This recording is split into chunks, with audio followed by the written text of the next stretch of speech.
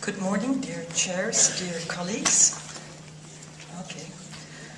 What I want to show to you this morning is that scleral lenses need to be an integral part of the therapeutic approach of a patient with corneal disease.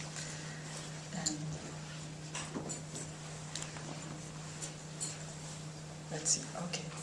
I have to get used to it. What is a scleral lens? It is a large diameter lens that has its resting zone beyond the limbus on the sclera. And ideally, this type of lens does not make contact with the cornea, so it's not a really contact lens. The geometry of a typical lens can be broken down into three zones. There is the haptic zone that is resting on the sclera, there is the optic zone in blue, and in red is a transitional zone, a very important zone because it sets the sagittal height of the lens, as you can see here. A scleral lens folds or bridges the cornea and the limbus, and you can see here at the slit lamp the clearance of the cornea by the lens in a moderate cone, and in the slit section on the right. In the slit section on the right, you can see the tear film that has been colored with fluorescing, so you can see the distance, the clearance between the lens and the cornea. What is the interest of scleral lenses for a corneal practice? Well, one advantage that sclerals have in common with rigid lenses is the optimal visual acuity. Whatever the ametropia, whatever the astigmatism, whatever the degree of astigmatism, and whether the astigmatism is regular or irregular. But then there are several bonus points. The optic zone is always well centered over the cornea. There is no apical bearing whatsoever, so we can avoid mechanical stress of the apex of the cone. Then the lens fit is very stable. There's no dislodgement and there is no loss of lenses. And other bonus points are the highly increased comfort versus RGP corneal lenses. The lens clears the sensitive cornea. The eyelids do not come into contact with the edge of the lenses. So patients get habituated to this type of lenses very easily. Foreign bodies cannot enter under the lens. So I think we need to redefine contact lens intolerance. In my experience, you can only decide that a patient is intolerant for contact lenses if you have tried a scleral lens. And then there's this other positive point, that is protection of the ocular surface from the environment and prevention of dryness through the creation of a precorneal liquid reservoir. Well, if scleral lenses have all these positive characteristics, why have they not been used more often in the past? They have some limitations. That's, first of all, the bulkiness of the lens. That frightens the patient, and I think frightens a lot of the practitioners. And also, ophthalmologists think fitting is complex. I think the fitters in the past have kept the knowledge about scleral lenses too confined to a few centers. It is not so complex. With the newer new manufacturers that are bringing scleral lenses on the market, they also try to provide us with a logical and transparent way of fitting these lenses. And I would even go as far as to say that fitting scleral lenses is easier than fitting a corneal lens on a keratoconus. And then a real challenge can be the manipulation of the lens. To insert the lens without air bubbles can be difficult to learn. It can be difficult for the patient, but the patient gains motivation by the gaining visual acuity. But it can also be challenging for you as a fitter. If you have to put a scleral lens on the eye of your first patient, you need a little bit of self-confidence, and you can only gain this self-confidence by practice. And then some say, well, the price of the lenses and solutions. But with these lenses, you can make patients that are otherwise disabled able to see well and to function well in our society. So this image, I thought was quite funny. It's an early version of a suction device for scleral lenses. Things are not as complicated as they have been in the past. I've been fitting scleral lenses for quite a while now. And how do I go about it nowadays? Well, I have this fitting set of preformed sclerals, which are made of highly gas-permeable materials. These are non-ventilated sealed lens designs. This means that they do not have fenestrations. In this fitting set, I have mini sclerals, these 5 lenses, and they work fine for a lot of mild to moderate keratoconuses. But when the keratoconus or the vault the astigmatism is more important, I need full sclerals. Because for higher sagittal volts, you need more bearing surface. The mini-sclerals for higher volts will tend to sink too much into the conjunctiva. And these are the full sclera lenses. And then I have 3 lenses for post-refractive cases with flatter base curves in the optic zone, and 2 lenses with scleral toricity. And what do I use these lenses for? What do I need them for? That is for correction of irregular astigmatism, that's the optic application, or for protection of the ocular surface, the therapeutic use.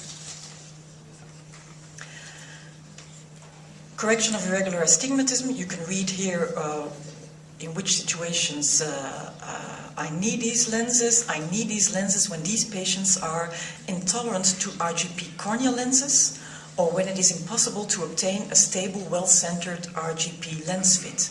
And I will show you some examples, like this case of a not too advanced keratoconus, but I'm not able to fit the lens centrally. There's 3 and 9 o'clock staining, so there's discomfort and limited wearing time. Are we going to do surgery on this patient? No, we have scleral lenses.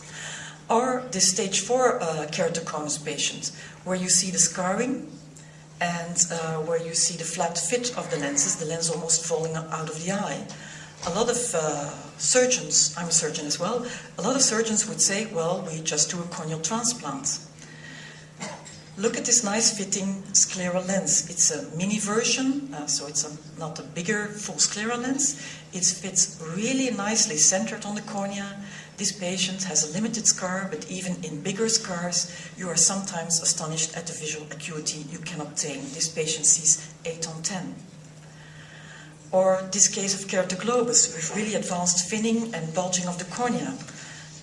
For surgery, it's not a nice indication. So this is a really nice indication for scleral lenses. Of course, as the astigmatism behind the lens is more important, visual acuity will not be 10 on 10. But this patient can function well with 0.6 instead of 0.05.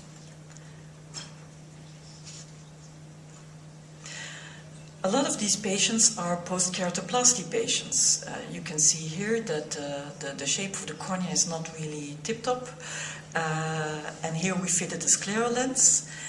The message here is it is better, not better, it should be the rule that we try a scleral lens before we go to surgery.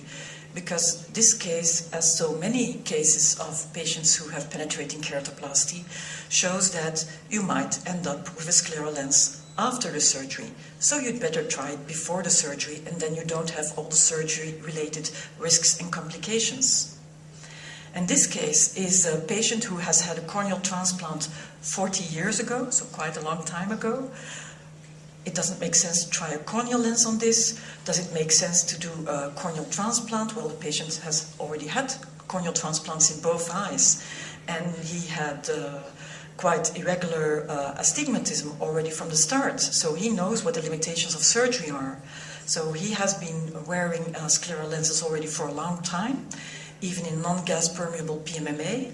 I refitted him with gas permeable sclerals.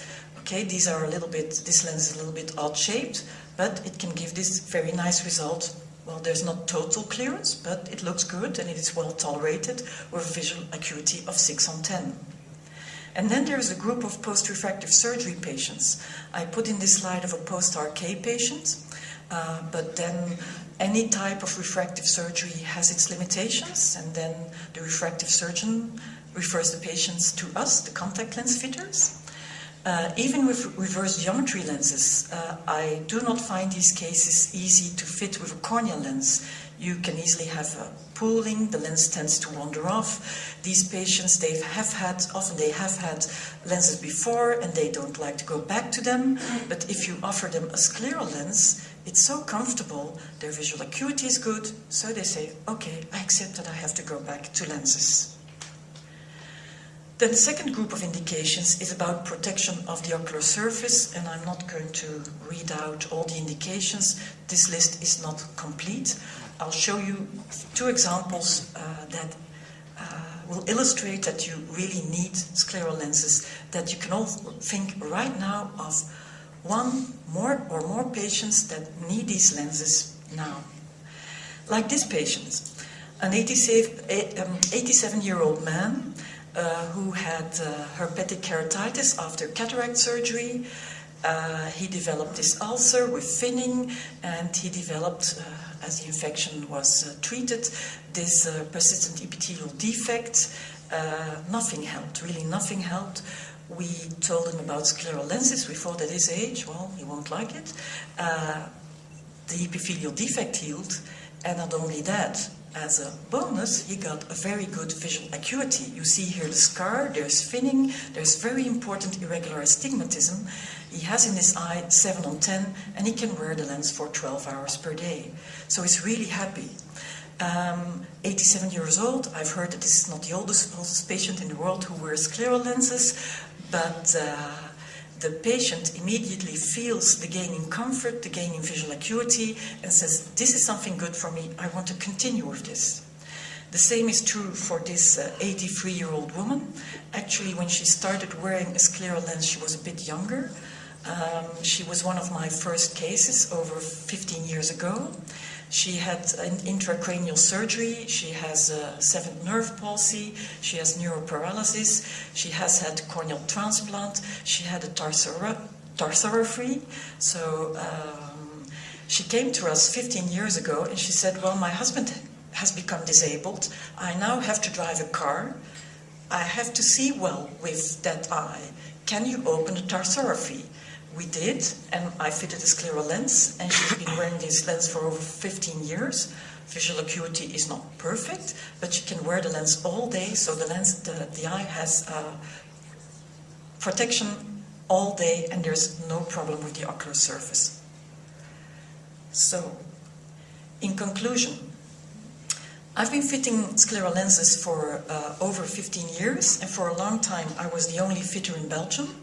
But since 2 years, we have a big success with scleral lenses in Belgium, and this is due to two things. That is a very positive working relationship between the manufacturers. We're near to Holland, and in Holland, scleral lenses are routinely used. It's a secret, but they are used there routinely. So I actually went to Holland to train, to learn about scleral lenses. And in Holland, a lot has been moving. There are more manufacturers, and one of these manufacturers is very open and proposes to us a very logical and transparent way of fitting these lenses. So the success is due to the manufacturer. Also, we have optometrists that are really enthusiastic about scleral lenses. Actually, in the optometric world, there's a lot of buzz, there's a lot of enthusiasm about sclerals, and we're trying to recreate this in the ophthalmological world. And this positive working relationship has brought scleral lenses to the other academic centers. The other academic centers in Belgium, they knew I was doing this, they were referring patients, but now they are doing this every week. They have these scleral lens fitting sessions. And then there is also the availability of mini sclerals that lowers the threshold for the patient. If you see here a scleral shell, that's a very old-fashioned scleral lens device. Here, this is a full scleral lens. This lens of 16.5 millimeters, a mini scleral lens, looks like an oversized soft contact lens for the patient. I hope that after my talk you agree with my title from the beginning, that is that every center for corneal disease should have a dedicated medical contact lens specialist who fits scleral lenses on a routine basis. Thank you for your attention.